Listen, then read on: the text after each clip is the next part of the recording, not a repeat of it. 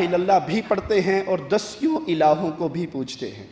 لا الہ الا اللہ بھی پڑھ رہا ہے، گلے کے اندر اس نے بابا جی کی گھنگرو، سپی، موتی، لوہے کا ٹکڑا، چمڑے کا ٹکڑا وہ بھی ڈالا ہوا ہے۔ لا الہ الا اللہ بھی پڑھ رہا ہے، ہاتھ میں اس نے کڑے بھی پہنے ہوئے ہیں۔ لا الہ الا اللہ بھی پڑھ رہا ہے، امام ضامن بھی باندھا ہوا ہے۔ لا الہ الا اللہ بھی پڑھ رہا ہے، گاڑی کے اندر جوتی، گاڑی کے آگے جوتی بھی لٹکائی ہے۔ لا الہ الا اللہ بھی پڑھ رہا ہے، اس نے اپنے مکان کی چھت پہ کالی ہنڈیا بھی رکھی ہے۔ لا الہ الا اللہ بھی پڑھ رہا ہے، اور جہاں سبز چادر دیکھتا ہے، جہاں کالا جھنڈا دیکھتا ہے، فوراً گھٹنوں کے بل زمین پہ گر کے خاک آلود ہوتا ہے۔ لا الہ الا اللہ بھی پڑھتا ہے، اور تکلیف آنے پہ یا علی مدد کے نعرے بھی لگاتا ہے۔ یا لا الہ الا اللہ بھی پڑھتا ہے، بیٹا مل جائے تو پیرا دیتا، پیر بخش، نبی بخش، علی بخش، ولی بخش نام بھی رکھتا ہے۔ اللہ کی قسم اس نے لا الہ الا اللہ کے معنی کو جانا ہی نہیں ہے، یہ جاہل ہے لا الہ الا اللہ کے معنی سے۔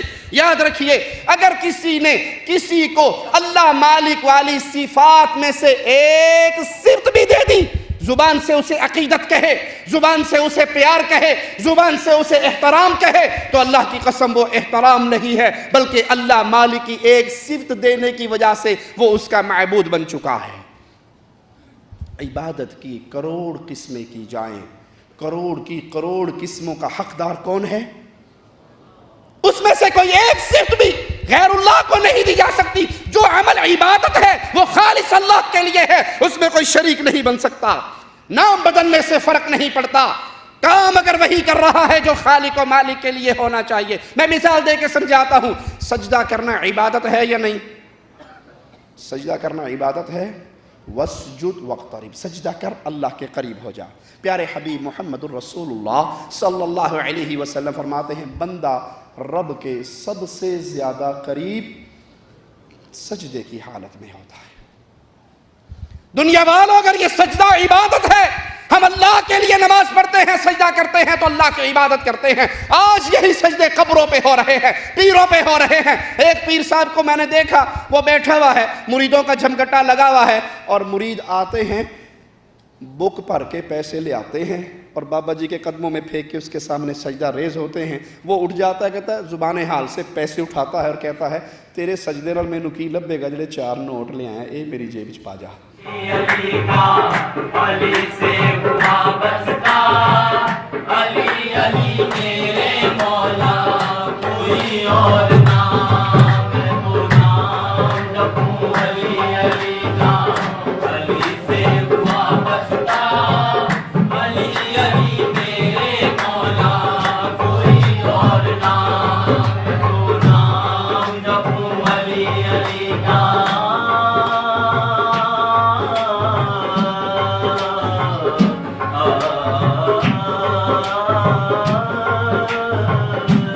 حضور جس کو شہ مشربین کہتے ہیں، حضور جس کو شہ مشربین کہتے ہیں۔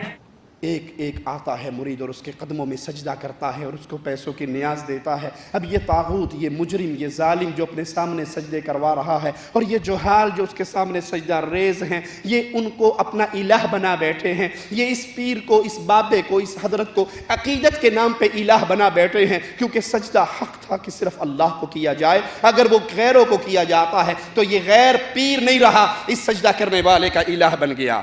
لا الہ الا اللہ جب پڑھا جائے گا تو اپنے دل و دماغ میں بنائے ہوئے جھوٹے معبودوں کا انکار کیا جائے گا۔ لا الہ الا اللہ 2 آوازیں ہیں، لا الہ پہلا رکن، لا الہ کوئی الہ نہیں، کائنات بھر کے معبودوں کا انکار، لا الہ کوئی عبادت کے لائق نہیں، کوئی نہیں جس کے نام پہ ذبح کیا جائے۔ پیر شاہ جمال ککڑ گھنتے پتر ڈیر تالال نہیں، اللہ کی قسم کوئی نہیں جس کے قدموں کو اپنے سجدوں سے روشن کیا جائے، نہیں، اللہ کی قسم کائنات میں کسی کے لیے نہ سجدہ، نہ رکوع، نہ ذبح، نہ قربانی، نہ پکار، نہ اس سے مدد مانگنی، نہ اس کو مشکل کشا سمجھنا۔ لا الہ دھرتی پہ کوئی نہیں، نہ آسمانوں میں، نہ زمینوں میں، نہ فضاؤں میں، نہ ہواؤں میں، نہ سمندروں میں، الا اللہ۔ لوگ جی آپ کی بات کڑوی ہوتی ہے، آپ سیدھی سیدھی اپنی گفتگو کیا کریں، دوسروں کو کیوں کچھ کہتے ہیں؟ بھائی ہمارا کلمہ شروع ہی دوسروں کو کچھ کہنے سے ہوتا ہے۔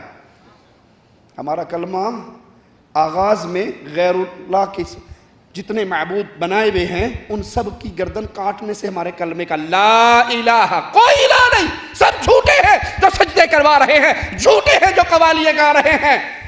نوشو پاک کے میلے میں مرید آتا ہے، پیر کے سامنے کھڑا ہو کے ہاتھ باندھ کے کہتا ہے، جب پیر نے اس سے پوچھا سارے مرید مجھ سے مانگتے ہیں، تو مجھ سے نہیں مانگتا، آخر تو بھی تو کوئی ڈیمانڈ اپنی مانگا پیش کیا کر۔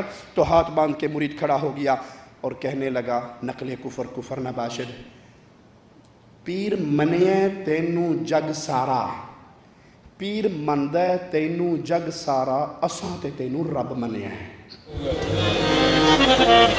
پاک صاحب نے کی فرمایا، پیر مندا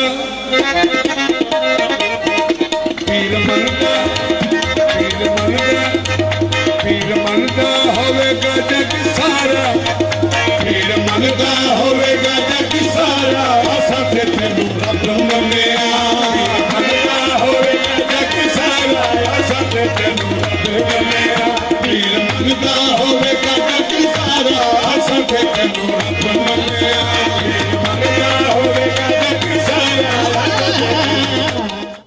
سارا جگ تجھے پیر کہتا ہے، بابا کہتا ہے، شیخ کہتا ہے، میں تجھے پیر نہیں سمجھتا، میں تجھے رب سمجھتا ہوں۔ اللہ کی قسم اس کے دل میں یہ الہ باطل الہ زندہ ہے، اس کے کلمے کا اعتبار نہیں ہوگا۔ لا الہ آغاز ہے ہماری دعوت کا، کوئی الہ نہیں، سب جھوٹ بولتے ہیں۔ الا اللہ، الہ برحق ہے تو اپنے عرش پر اللہ ہے۔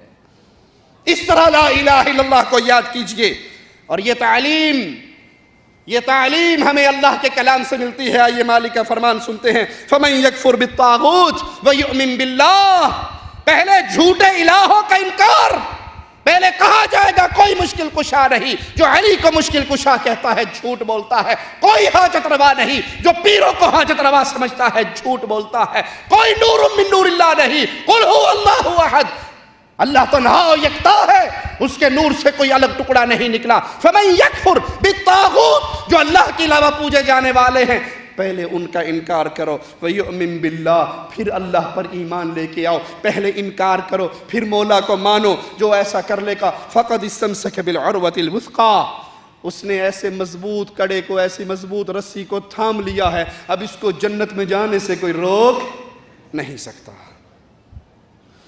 یقین ہو آپ کو کلمے کے اوپر، لا الہ الا اللہ پر یقین ہو، صدق ہو، اس کی سچائی کو جانتے ہو، اس کو دل کی گہرائیوں سے یقین کرتے ہو۔ اور اگر دل میں شک ہو تو شک والے کو کلمہ فائدہ، لا الہ الا اللہ پڑھ بھی لے لیکن یقین نہ ہو، شک ہو، پتہ نہیں اللہ ہے بھی صحیح یا نہیں، پتہ نہیں اللہ سنتا بھی ہے یا نہیں، ہمارے ہاں یہ شک ہے یا نہیں ہے؟ ہاں جی ٹھیک ہے، باتیں تو آپ کی ٹھیک ہے، مان لیتے ہیں، لیکن دیکھو نا 4 سال سے میں پکار رہا ہوں، میری پکار پوری نہیں ہو رہی۔ بابا جی کی قبر پہ پہلی جمعرات کو گیا، بیڑا پار ہو گیا۔ اس کے کلمے کا اعتبار نہیں، کیوں؟ اس کی دل میں یقین نہیں کہ اللہ الہ ہے۔ یہاں ایک سوال پیدا ہوتا ہے، جی مولوی صاحب اچھا اگر آپ کی بات ٹھیک ہے تو یہ 4 سال سے مانگتا رہا، کام نہیں ہوا، پیر کی قبر پہ گیا تو کام ہو گیا، کیوں؟ اس میں کیا بات ہے؟ یہ اس کے لیے فتنہ نمبر 1۔ نمبر 2، ہر کسی کی دعا قبول ہونے کے لیے اللہ مالک کے پاس وقت مقرر ہے، اللہ کے پاس وقت مقرر ہے۔ ابراہیم علیہ السلام نے پیارے نبی صلی اللہ علیہ وسلم کی آمد کی دعا کب مانگی اور نبی کب پیدا ہوئے؟ کتنا لمبا طویل عرصہ ہے درمیان میں، دعا مانگی، اس کے قبول ہونے کا ایک وقت ہے۔ آپ اگر اہل ایمان میں سے ہیں تو جب تک قبول نہیں ہوتی، قبول ہو یا نہ ہو، ہمارا کام تو اپنے مولا سے مانگنا ہے، رب کا در چھوڑ کے جانا ہمارا کام۔ سمجھانے کے لیے عرض کرتا ہوں پیارے بھائیوں، ایک جانور ہے چھوٹا سا جس کو 2 ٹائم کی ہڈی ڈالتے ہو، ایک دن روٹی نہ ڈالو تو وہ جانور آپ کا دروازہ چھوڑ دیتا ہے۔ وفادار کتا آپ کے دروازے پہ مر جائے گا، دروازہ تیرے رب نے تو تجھے پانی کے